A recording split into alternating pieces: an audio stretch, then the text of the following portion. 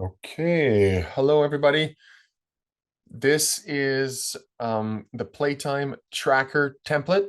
My name is LP Mainville. I'm the athlete development director for the OVA. I'm going to walk you through this simple tool, very good to use for teams playing in divisions with fair play rules. So what this tool helps you do is actually track the playtime of your athletes, and so that you can make sure that within the course of your season, you're able to balance the playtime, not just from game to game, but actually from tournament to tournament, so that at the end of the season, you're actually able to report to the athletes themselves, but also to their parents as to how the playtime was divided across all players from the team over the duration of the season. So there's two tabs, the playtime tracker and then the lineup tab. So this here is where you will enter the names of your athletes. There's up to 14 slots here, and the number. Okay, so these are just there as an example, 1 to 14, but obviously you may have different numbers. So you just put the jersey numbers, the names, and yeah, that's pretty much all you have to do to get started. And then what you're going to do is before you can get some stats, obviously you're going to have to play in some tournaments. And so all you have to do is keep track of your lineups and your rosters when you go to tournaments. And this is where you're going to enter this information. So in the lineups tab, you have up to 10 tournaments. That should be plenty for most OVA teams playing in fair play divisions. And for each tournament, you have up to 6 matches that you can record lineups for. So it's very simple. All you do is you go for your first set. The black bar here is the net. This is position 1. So you would just enter your lineup. Okay, can't think. Oh yeah, that's right. Okay, and you do this for both sets. And at the end of the set, it's important that you enter the score. So the score for us, let's say it was 25. We played great and we beat the other team 25-18. I'm going to enter the score for the other team. Here, I can write the name of my opponent if I want to keep track of that as well, and the name of the tournament with the date, some of the things that you can edit in this file. And when you do that at the end of the tournament, what you're going to see is that the data is going to transfer to here.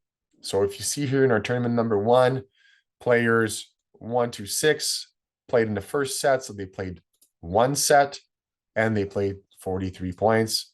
They played a total of 100% of the points that were played that day in that tournament. Okay. So what you're going to see is the data being represented here. Now, I did a little example I'm going to show you so you understand what it actually looks like. But once you have a bunch of tournaments, okay, that you participated to, here there's up to 5, and you have the data for the tournaments, you're going to be able to see tournament by tournament who on your team played the most, right?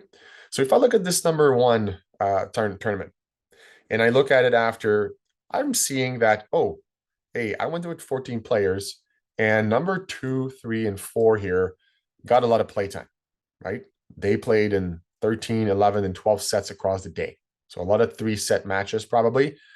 And that means that overall they had, well over 50%, in some cases over 60% of the points played were played by these 3 players. On the other end, we've got these players here, 12 to 14, who actually didn't even play 30% of the points. So what this file and this tracker can help you do is actually see and visualize, oh, hey, okay, maybe I feel like I played everybody equally, but hey, this one match was really tight. We played a lot of points. And this other match, we crushed the other team, or vice versa. And so there's not a lot of points that were played. And you can kind of keep track of the total overall playtime that way. So you can do this for each tournament. And what this file is going to do is that in this gray area, it just accumulate everything from all the tournaments. So this is what's going to give you a nice perspective from the whole season. So as you can see in the first tournament, these players had a lot of playtime, but it was evened out over the course of these 5 tournaments. So in the end, overall, it's pretty tight, right? So this is what this tells you. Now you have the detail a little bit below here for each player. in this tournament. So this is, let's say for player number 1, this is how many points that he or she played in match number 1, 2, 3, 4, 5, 6, etc. All right, you get a little bit of that information. Now, one interesting piece of information that this file will give you at the bottom in yellow is these numbers. And these numbers will allow you to check that you entered all your information correctly. So if you see boxes that don't say 6, they say a number like 4 or 5, for example, that probably means that either you entered the same number twice on the roster on the lineup, or you made an input error.